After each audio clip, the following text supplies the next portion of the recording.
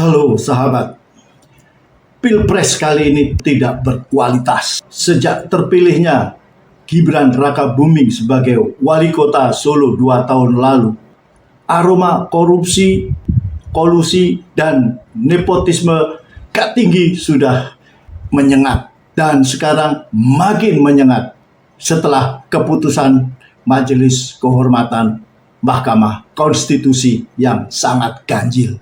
Bisa jadi kini pemenangnya lengkap dengan susunan kabinet.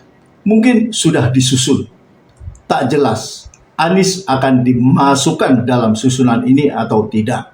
Maka jangan berharap apabila pemilu kali ini akan menghasilkan pemerintahan, DPR, dan lembaga penegak hukum yang bersih dan efisien.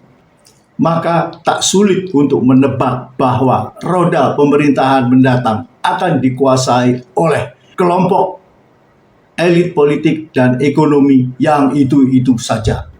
Mungkin dengan sedikit variasi.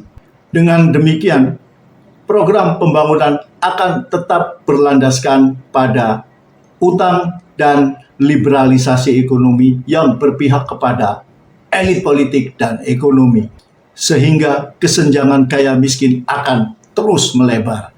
Perencanaan pun akan dinomorduakan demi kepentingan bisnis pribadi. Dengan demikian, seperti 9 tahun terakhir, meskipun menghamburkan sangat banyak uang untuk pembangunan, pertumbuhan ekonomi selalu di bawah target. Bahkan tidak pernah bisa menyamai pencapaian pemerintah sebelumnya. Sebaliknya, utang terus menggunung, jauh melebihi presiden-presiden sebelumnya.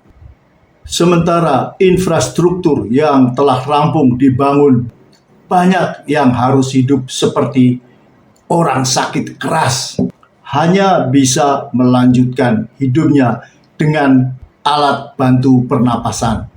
Harapan untuk menjadikan Indonesia menjadi negara maju pun makin sulit.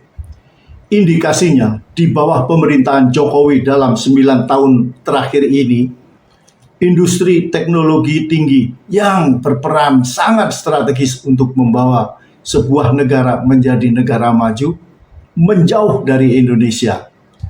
Tak kalah memprihatinkan adalah kenyataan peran industri manufaktur justru menciut terhadap perekonomian nasional. Dalam konteks politik, kemerosotan demokrasi yang dalam 9 tahun terakhir sangat terasa, akan makin terasa.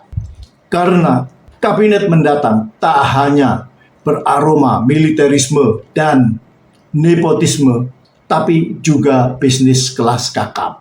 Maka tak heran bila kejengkelan publik akan terus berakumulasi sehingga pada saatnya nanti berubah menjadi aksi jalanan seperti 1998.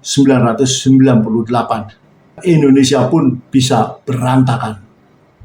Oke, kita jumpa lagi dalam episode berikutnya.